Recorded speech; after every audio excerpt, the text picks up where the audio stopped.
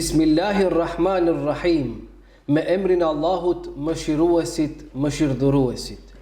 Të nderuar shikues të TV Ikres, takohemi sërish këtu në TV Ikre në emisionet e ciklit të Ramazanit, ku sot mysafir kemi drejtorin e nderuar Fidush Efendi Ibrahimi, drejtor i sektorit të informacionit dhe botimeve pranë Bashkisë Fetare Islame, me të cilin do të flasim dhe do të diskutojmë mbi temën mirësitë e Ramazanit. I nderuar, mirë se erdhët, është kënaqësi t'ju kemi në emisionet tona. Mirë se ju gjejmë, faleminderit për ftesën dhe ju uroj dhe ju përgëzoj për këtë emision në ciklin e ligjëratave të Ramazanit. Ju falenderit. Atëherë, fillimisht i nderuar, ka mundësi të na shpjegoni se cilat janë mirësitë të cilat i sjell ky Ramazan? Bismillahirrahmanirrahim. Falëndrimet dhe lavdrimet i takojnë Zotit të Madhërisëm. Selavatet dhe selamet të dërguarit Muhammed Mustafa sallallahu alaihi wasallam, shokëve të tij, familjes së tij dhe gjithë atyre që ndjekin rrugën e tij deri në ditën e gjykimit. Po gjithsesi, muaji i Ramazanit, pasi është një muaj të cilin vetë Zoti i Madhërisëm e ka dalluar nga muajt tjerë, ai vjen për plot mirësi për besimtarët, për plot mirësi për njerëzimin, dhe gjithsesi i tëri që nga fillimi deri në fund është i mbushur me mirësi. Dhe pasi Zoti i Madhërisëm kur flet për agjërimin dhe obligueshmërinë për ne besimtarët, më andej Zoti i Madhërisëm thot e jame ma'dudat, këto ditë të agjërimit janë ditë të caktuara, të numëruara, ditë të caktuara dhe të numëruara. Kështu që duke filluar nga dita e parë deri në ditën e fundit, pra janë për plot mirësi ky muaj i bekuar. Këtë muaj Zoti i Madhërisëm e ka bërë të tillë që mirësia e këtij muaji të manifestohet gjithandej në shoqëri. Mirësinë e muajit të agjerimit pra e ndjen agjëruesi. Mirësinë e muajit të agjerimit e ndjen adhuruesit. Mirësinë e muajit të agjerimit e ndjen bëmirësit. Dhe të gjithë që janë në një farë mënyre të kyçur në këtë ibadet një mujor, të cilën Zoti i Madhërisëm na e ka bërë obligim, pra mirësitë e tij ndjehen gjithandej. Dhe kjo është kështu për shkak se burim i të gjitha mirësive është vetë Zoti i Madhërisëm. Vetë Zoti i Madhërisëm është burim i mirësive.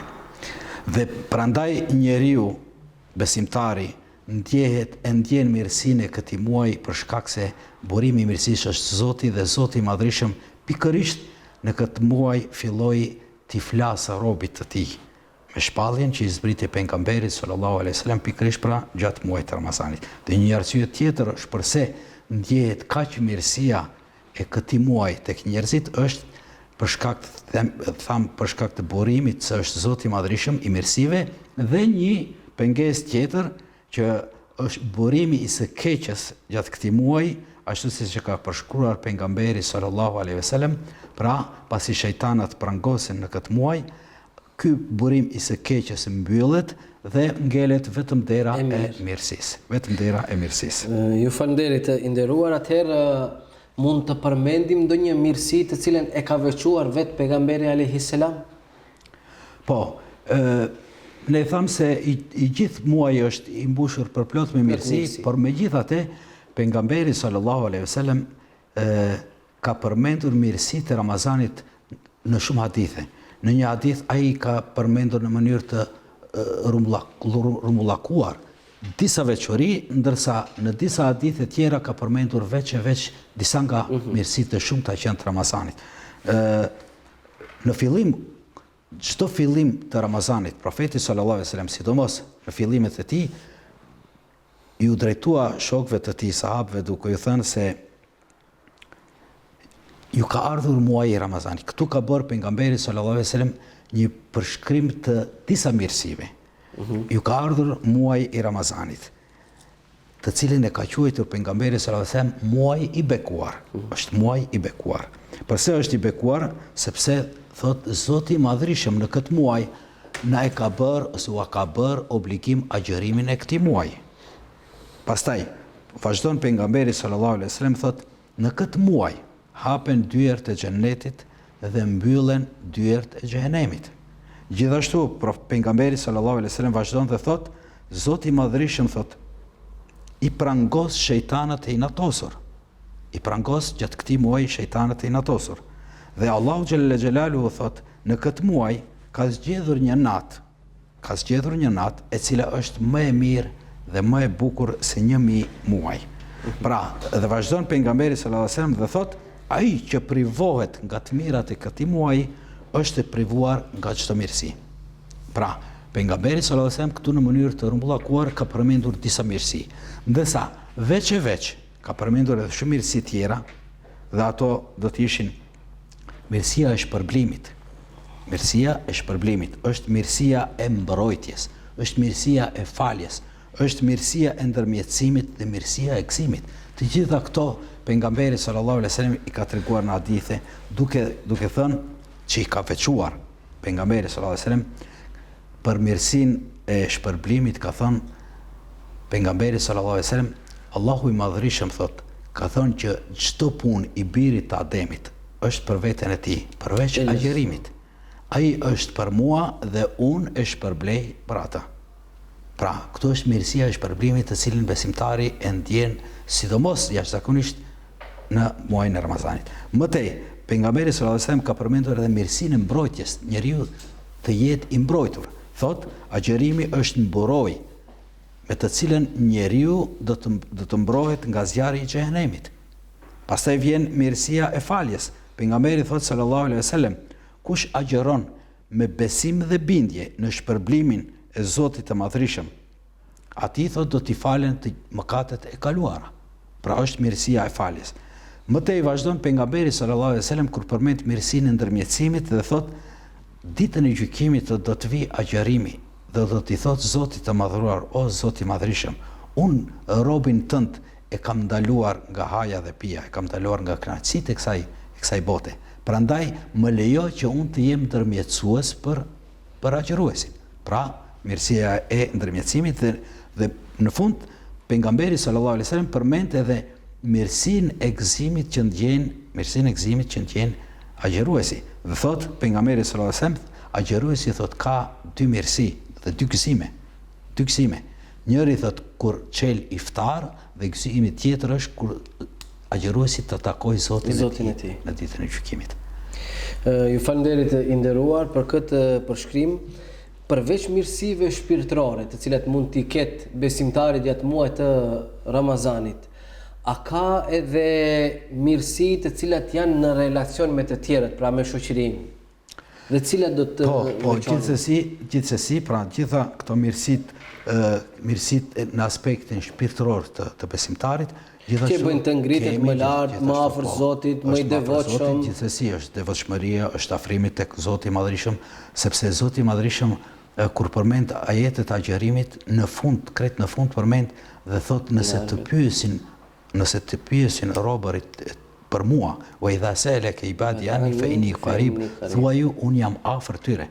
Pra njeriu kur e ndjen afërsinë e Zotit, dhe këtë pejgamberi sallallahu alajhi wasallam ka ndjer më së miri kur Zoti filloi shpalljen e tij, pra ngritet shpirtërisht dhe në një nivel tjetër. Ndërsa gjithsesi mirësitë e agjërimit i ndjen edhe shoqëria, edhe çdo individ, jashtë atyre mirësive shpirtërore, ka edhe mirësi tjera sociale, sidomos mirësitë në familje, sidomos në kohën e fundit kur teknologjia moderne ka bërë të veten dhe na ka bërë që në një farë mënyre të jemi të huaj në familjet tona. Jetojmë bashkë, por jetojmë larg njëri tjetrit, jetojmë në një shtëpi, por larg njëri tjetrit. Mundësia e agjerimit dhe mirësia e agjerimit e sjell një freski dhe një bashkim në familje. Sepse këtë e bën të gjithë në një sofër. Pikërisht këtë e bën pra për shkak se rutina e agjerimit që imponon agjerimi është të ngrënit bashkë në familje, ngrënia e iftarit dhe syfyreve bashkë në familje. Dhe kjo ringjall ndjenjen e socializimit dhe më thënë bashkimit në familje. Gjithashtu bën edhe lidhjet, përforcon edhe lidhjet, mirësinë e përforcimit të lidhjeve ndërnjerëzore. Përsëri ne do t'i kthehemi, domethënë mënyra e të jetuarit sot ka bërë që njerëzit të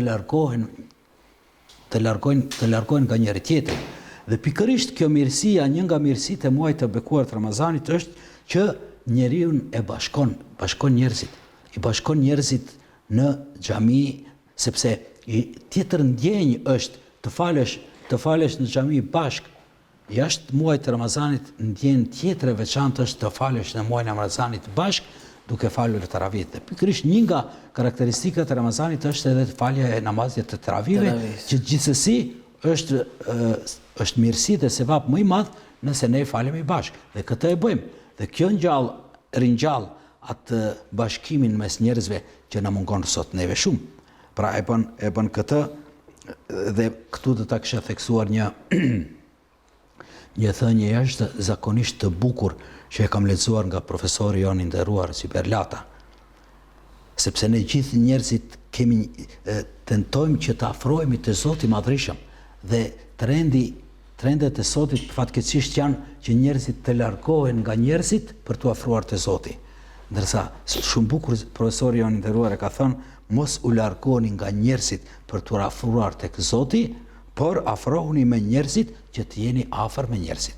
Dhe pikërisht kjo pra është edhe ajo esenca dhe thelbi i njërës nga mirësitë e shumta të Ramazanit, që t'i bashkojë njerëzit, qofshin në iftare të përbashkëta, qofshin në namaz të përbashkët, qofshin në lutje dhe në nisma dhe iniciativa të ndryshme që bëhen dhe aktivitete që bëhen gjatë muajit të Ramazanit.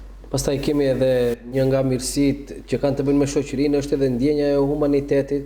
Ajo është një tjetër mirësi që ngjallet ndjenja e humanitetit, ngjallet sidomos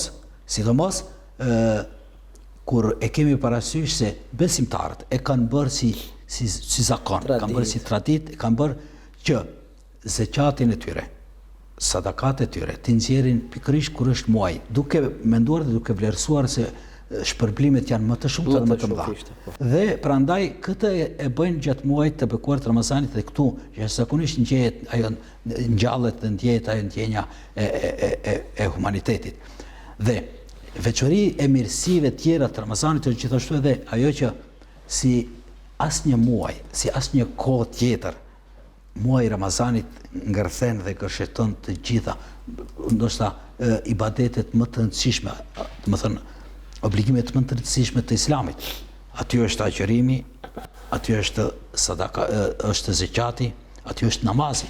Të gjitha këto i ngërthen në vete në ndjenjë të veçantë të posaçme muaji i bekuar i Ramazanit. I nderuar, me që jemi në fund të këtij emisionit, cili do të ishte mesazhi juaj për televizionistët? Po, gjithsesi,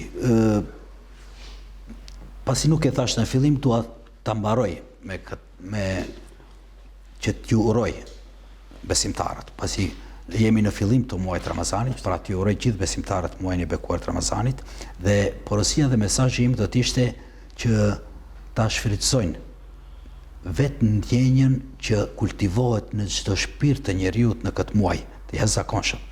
Ndjenja e afërsisë me Zotin, ndjenja e të bërit mirë në shoqëri, ndjenja e ruajtjes së vlerave dhe ibadeteve që i bëjnë. Pra porosia ime do të ishte që 11 muaj i kanë kaluar si i kanë kaluar, të paktën një muaj t'ia kushtojnë vetes së tyre dhe Zotit të tyre. T'ia kushtojnë vetes së tyre duke u ngritur në nivelet më të larta të ibadeteve të tyre, adhurimeve të tyre, lutjeve të tyre, me shpresë që të gjitha këto Zoti i Madhërisht do t'i pranoj, dhe ashtu siç na ka premtuar përmes profetit sallallahu alejhi wasallam që agjërimi të jetë falje e lëshimeve dhe gabimeve tona, dhe në fund Zoti i Madhërisht të na falë dhe të na shpërblej për gjitha mirësitë. I nderuar, unë ju falenderoj që ishit pjesë e këtij emisioni. Lutë Allahun xhaleshanu t'ju shpërblej, t'ju bëj kabull të gjitha ibadetet të cilat i kryeni, dhe shpresoj t'ju kemi edhe në misione tjera të radhës. Faleminderit shumë, ishte kënaqësi. Të nderuar shikues, jemi në fund të këtij emisionit. Ju falenderit për vëmendjen. Takohemi nesër mbrëmë në të njëjtën kohë. Allahu xhaleshanu ua pranoft të gjitha ibadetet. Miru takofshim. Wassalamu alaikum wa rahmatullahi wa barakatuh.